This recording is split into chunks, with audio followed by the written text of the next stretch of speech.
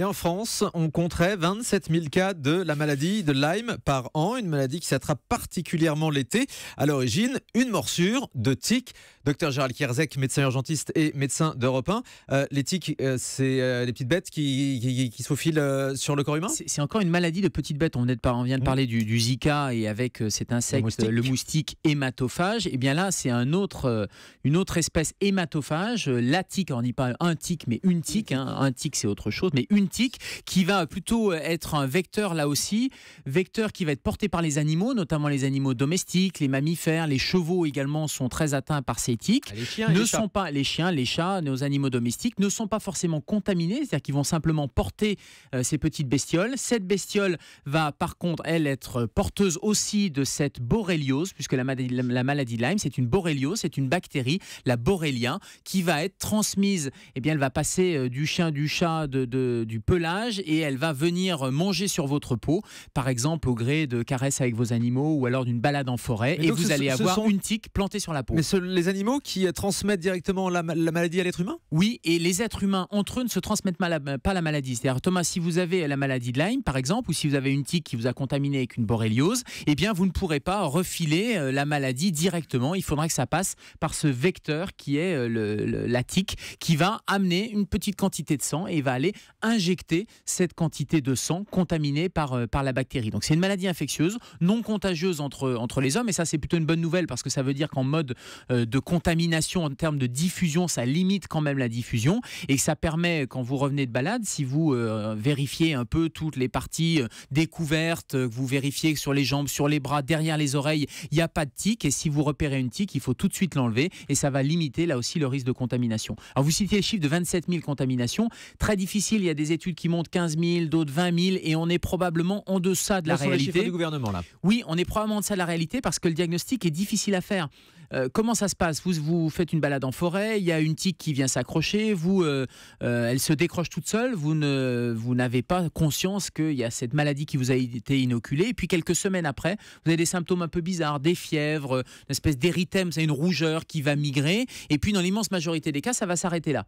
Personne ne fera le diagnostic de la maladie de Lyme. Donc ce cas-là ne sera pas répertorié dans les chiffres officiels. Et voilà pourquoi il y a probablement une sous-déclaration. Alors on peut avoir été contaminé par cette maladie et s'arrêter à cette phase primaire de contamination. Et puis il n'y aura pas d'autres conséquences. Et comme vous n'allez pas contaminer des membres de votre famille, puisque forcément la tique étant tombée, vous n'en entendrez plus jamais parler. Si vous ne développez pas de complications, ce qu'on appelle la phase secondaire, les complications, c'est des douleurs articulaires, c'est parfois des complications neurologiques, des complications cardiaques, eh bien, personne ne fera le diagnostic. En revanche, cette phase secondaire, elle existe chez un certain nombre de patients qui vont développer ces complications. Et c'est pour ça que beaucoup de gens, on a vu, ça a beaucoup défrayé la chronique, beaucoup de personnes disaient c'est peut-être une maladie de Lyme. Moi, j'ai beaucoup de patients en consultation avec des symptômes un peu bizarres qui disent faites-moi un sérodiagnostic, une sérologie, donc une prise de sang, pour aller vérifier qu'il ne s'agit pas de la maladie de Lyme, puisque si vous développez cette maladie, on fait une prise de sang et on peut vérifier le taux d'anticorps qui dit oui, il y a eu une contamination ou non, il n'y a pas eu de contamination. Et là, le traitement est assez simple. Oui, encore faut-il faire le diagnostic. Le traitement, ce sont des antibiotiques qui vont permettre d'aller décapiter, d'aller supprimer cette bactérie qui a été inoculée dans votre sang par la tique. On est tout de suite en ligne avec Sophie Dubé, qui est responsable de la prévention locale et nationale de l'association France Lyme. Bonjour Sophie. Bonjour. Vous êtes donc dans cette association parce que vous avez vous-même attrapé la maladie de Lyme, c'est ça ? Oui, j'ai attrapé la maladie de Lyme en 2008 et donc j'ai été en fait diagnostiquée correctement par mon médecin traitant à l'époque, mais par contre j'ai été mal soignée. Il m'a donné seulement une semaine d'antibiotiques et après j'ai commencé à développer des symptômes beaucoup plus embêtants avec des douleurs, de la fatigue et toutes sortes de symptômes dans tous les sens. Et pendant 4 ans, comme ça, j'ai attendu un diagnostic. Et finalement, c'est grâce à l'association France Lyme en fait que j'ai pu comprendre que j'avais jamais vraiment été correctement soignée et que j'étais passée en phase chronique. Et depuis, donc je suis en traitement depuis 2012. Et j'aurais quand même signalé parce que votre invité, votre médecin l'a dit que c'est simple à soigner. En fait, quand la maladie est installée depuis plusieurs années, c'est pas si simple que ça parce que malgré les antibiotiques, des fois ça résiste. Il faut des traitements prolongés. Et ça, en France, on n'a pas encore compris ça. Donc c'est très très difficile de se faire soigner.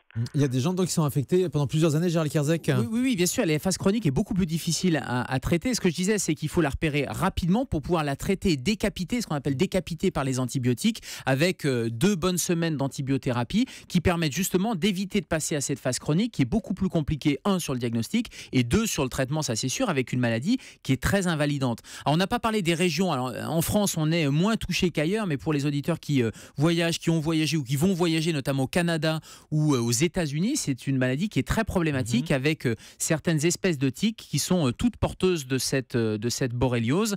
Donc attention aux balades en forêt et inspectez bien, mais c'est valable aussi chez nous, inspectez bien à chaque fois vos enfants, notamment derrière les oreilles, vérifiez, et dès qu'il y a quelque chose, une petite bestiole qui pourrait ressembler à une tique, il ne faut pas hésiter à aller voir son pharmacien, son médecin, pour pouvoir justement y penser et traiter très rapidement. Et en France, les régions les plus concernées sont l'Alsace et la Meuse. Isabelle Quenin.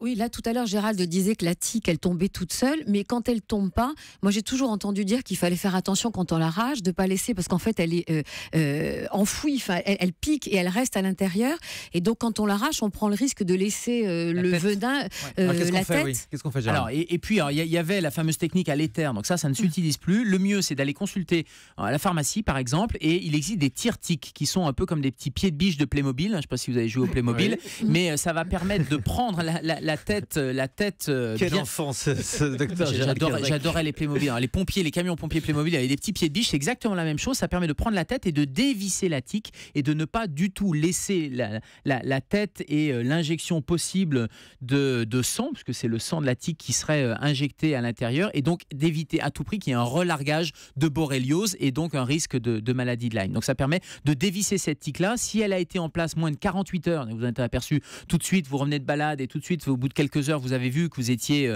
porteur de cette bestiole, vous pouvez l'enlever. Il n'y aura pas forcément de traitement préventif ou de traitement prophylactique. En revanche, au-delà de 48 heures, ça veut dire que la tique a pu injecter et a pu sucer votre sang. Il faut consulter et là, votre médecin décidera de vous mettre un traitement d'antibiothérapie à titre prophylactique, à titre préventif. Docteur Stéphane Clerget. Oui, docteur Kierzek, je sais que vous n'êtes pas vétérinaire, mais est-ce qu'on soigne l'animal tiqué de la même façon? Est-ce qu'il faut le faire de manière systématique? Avec des antibiotiques, donc? Oui. Alors non, pas avec des antibiotiques, parce qu'ils sont porteurs sains de cette borréliose, ou en tout cas ils ne sont pas contaminés par la borréliose, donc ils ne risquent pas d'attraper la maladie de Lyme. En revanche, il faut les traiter pour les déparasiter, pour éviter qu'ils soient porteurs de la tique qui, elle, va venir vous contaminer. Donc ça veut dire que si c'est votre animal domestique, il faut le traiter avec un traitement antiparasitaire.